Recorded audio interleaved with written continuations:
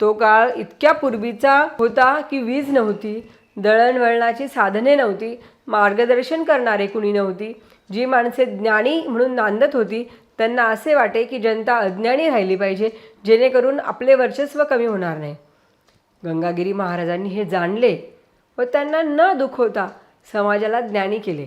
गंगागिरी महाराज तडफदार तरुण निवडून त्यांच्यावर आपल्या सहवासाने शिकवणुकीने विशिष्ट संस्कार निर्माण करत असत. त्यामुळे ते तरुण अतिशय निर्मळ होत. त्यांच्या गावी पुढारी पण त्यांच्याकडे येत असे, त्यामुळे त्यांच्यासोबत असणारी माणसेसुद्धा नामस्मरणाच्या मार्गाला लागत असे. कीर्तनाद्वारे भक्तीची शिकवण देण्याची हातोटी गंगागिरी महाराजांकडे अतिशय विलक्षण होती.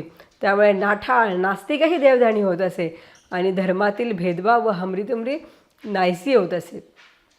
गंगागिरी महाराजांना स्वच्छतेची फार आवड होती. आपल्या बरोबरीच्या विद्यार्थ्यांनी स्वच्छ असलं पाहिजे असा महाराजांचा कटाक्ष असे. महाराज नसता त्यांची भजनी मंडळात जर एखाद्या ठिकाणी गेले आणि त्यांचे पांढरे शुभ्र कपडे कपाळावरील गंधटिळा बघून कोणीही ओळखे की हे गंगागिरी महाराजांच्या भजनी मंडळीतील आहे. महाराजांची शिकवणुकीतून गावोगावी जी सुसंस्कृत घराणी निर्माण झाली त्या प्रत्येक घरापैकी पौराणिक ग्रंथ वाचू जाऊ लागले. त्याद्वारे लोकांचे आचार विचार शुद्ध होण्यास मदत झाली. हे त्या समाजावर महाराजांनी अत्यंत उपकार केले आहेत. गंगागिरी महाराज प्रत्येक सप्ताहातील कीर्तनात म्हणत असत, सर्वाभूती परमात्मा आहे, आपण सर्व प्राणीमात्रांना संतुष्ट करावे, दुसऱ्याच्या दुःखाला दुःख जाणून घ्यावे, शेजारच्या अडीअडचणीला उपयोगी पडावे, साधू संतांच्या शिकवणीप्रमाणे वागावे, त्यांची अवहेलना करू नये. अनाथांना प्रसन्न करून घेणे म्हणजे परमेश्वराला प्रसन्न करून घेण्यासारखे आहे. ज्याप्रमाणे भजन पूजन नामस्मरण ही परमेश्वर साधनांची अंगे आहेत, तशीच प्राणीमात्रांची सेवा ही देखील परमेश्वराचा मार्ग आहे. महंत गंगागिरी महाराज जेव्हा पंढरपूरला आषाढी दिंडीत जात तेव्हा त्यांची भेट सखाराम महाराज अंमळनेरकरांशी होत असे. खानदेशातील अंमळनेर येथील त्यांचे संस्थान होते. ते 6 महिने पंढरपुरात तर 6 महिने अंमळनेर येथे राहत. सखाराम महाराज जेव्हा अंमळनेरहून पंढरपुरात येत असत तेव्हा ज्येष्ठ मासात पंढरपूरला जाताना आपल्या संस्थानात जेवढ्या चीजवस्तू आहे त्याची लूट करत असत. नदी पात्रात त्या वस्तू ठेवत ज्याला पाहिजे तो ती वस्तू घेऊन जात असे. आपली राहण्याची कुपी जाळून टाकत. येथे पूर्वी काही नव्हते असं करत मग चातुर्मासासाठी पंढरपुरावर रवाना होत. तेथून मार्गशीर्ष महिन्यात पुन्हा अंमळनेरला आल्यावर वस्तूंची जमवाजमव करीत व संस्थान चालवत. त्यांचा हा अनेक वर्षापासूनचा उपक्रम होता. सखाराम महाराजांशी गंगागिरी महाराजांचा परिचय होता. गंगागिरी महाराजांना वाटे देवभक्तीसाठी कशातही मन गुंतू नये म्हणून केवढा हा त्याग करतात. आपण किमान एकदा तरी असे करावे. सर्व संस्थान रिक्त करून पंढरपुरात जावे, सप्ताह करावा. हा विचार त्यांच्या मनात अनेकदा खुळू लागला होता. त्यांनी बेटावर येणाऱ्या आपल्या भक्तांना बोलून दाखवला. सद्गुरू गंगागिरी महाराजांची इच्छा होती की 1 सप्ताह पंढरपूरच्या वाळवंटात घ्यावा. आषाढी एकादशीचे येणाऱ्या सर्व यात्रेकरूंना मुक्ताद्वार जेवणाचे प्रवेश द्यावा. गोदाकाठची सराला बेटची सप्ताहाची परंपरा पंढरपुरातील सर्व भाविक भक्तांत कळावी व त्यांची मनीषा होती. त्यामुळे त्यांनी असे ठरवले की यात्रेच्या काळात पंढरपुरात सप्ताह घ्यायचा. त्या काळी जवळजवळ 3 लाख लोक यात्रेसाठी पंढरपुरात जमत. तेव्हा एवढ्या सर्वाचे नियोजन आपण करावे व भूतो न भविष्याती असा सप्ताह घ्यावा असं गंगागिरी महाराजांनी ठरवले. त्यांच्या मनीची कल्पना त्यांनी पंच कमिटी, स्नेही, भक्त यांना बोलून दाखवली. महाराजांचा काही बोलण्याचा अवकाश की भक्त लगेच मागणी पुरत करत असत. त्याचप्रमाणे गंगागिरी महाराजांनी सांगताच सर्वांनी कल्पना उचलून धरली व कसे करायचे याचे नियोजन केले. सद्गुरू गंगागिरी महाराजांनी सांगितले, गोरगरीब माणसाला साखर खायला मिळत नाही. फक्त श्रीमंत माणूस साखर खातो व मध्यमवर्गीय सणावाराला साखर खातो. गरिबांनी अजून साखर चाखलेलीही नाही, त्यांनाच फक्त गूळ मिळतो. जर आपण त्यांना साखरेपासून बनवलेली बुंदी दिली तर आपण सर्व यात्रेकरूंना पोट भरेपर्यंत बुंदीच्या लाडवाचे जेवण देऊ. त्यावर खर्चाची रक्कम मोठी होईल. मग सर्वांकडून वर्गणी जमा करायचे ठरवले. सप्ताहाची सुरुवात करण्याआधी अनेक बैठकी झाल्या. 1816 मध्ये वैशाखात नियोजनाची बैठक बेलापूर येथे तुळशीराम शेठ यांचे दुकान येथे झाली. त्यानंतरची बैठक नारायणपूर येथे पुंतांबा येथील चांगदेवाच्या देवळी बैठक झाली. वर्गणी मुक्त हस्ते द्यायची ठरले, जेणेकरून सप्ताहास काही कमी पडता कामा नये. गंगागिरी महाराज म्हणाले, मी साधू पुरुष आहे, त्यामुळे मी दक्षिणेस हात लावणार नाही. त्यांचा हिशोब आपण सर्वांनी पाहावा. त्याप्रमाणे ठरले.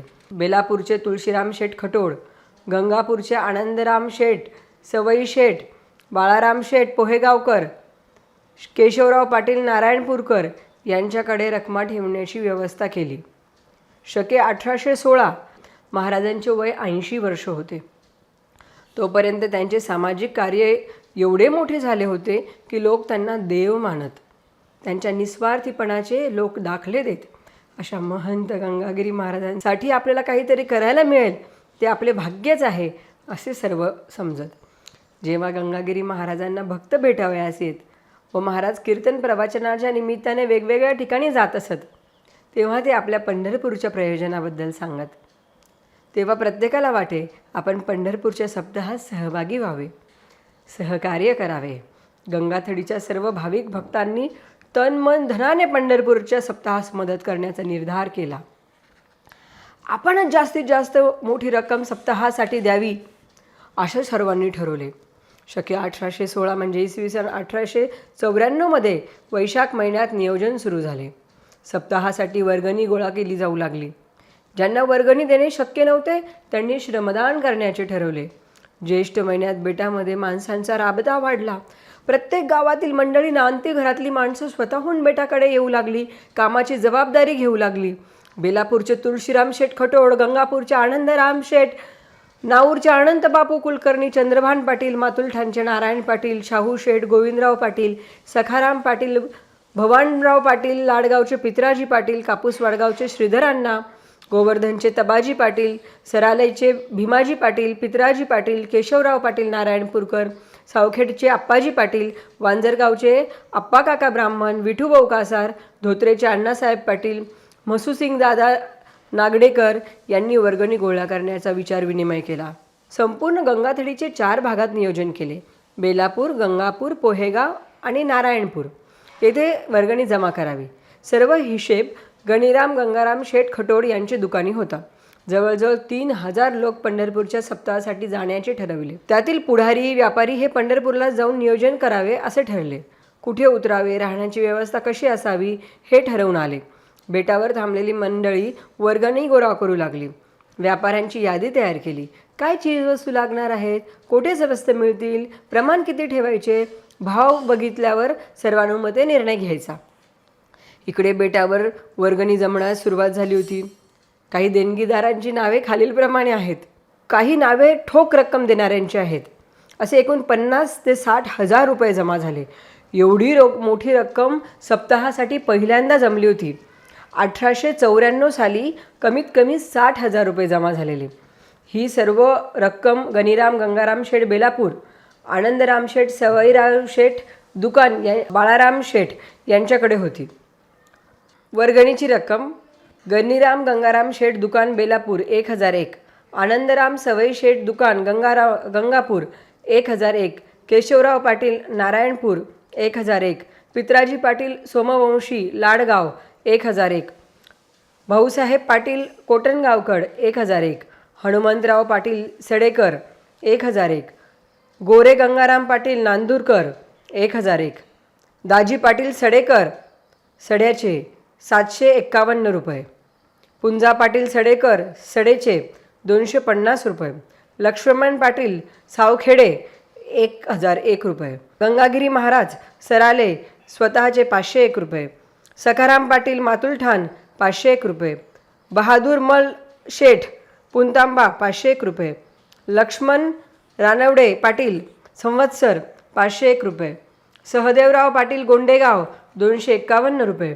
महादेवराव पाटील गोंडेगाव 250 रुपये, अखंड गावाकडून बेलापूर गाव 1001, राहुरी गाव 1001, उकलगाव 1001, पुंतांबा 1001, कोपरगाव 1001, वैजापूर 1001, गंगापूर 1001, अहमदनगर 1001, नेवासे 1001, सुरेगाव 1001, भालगाव 1001.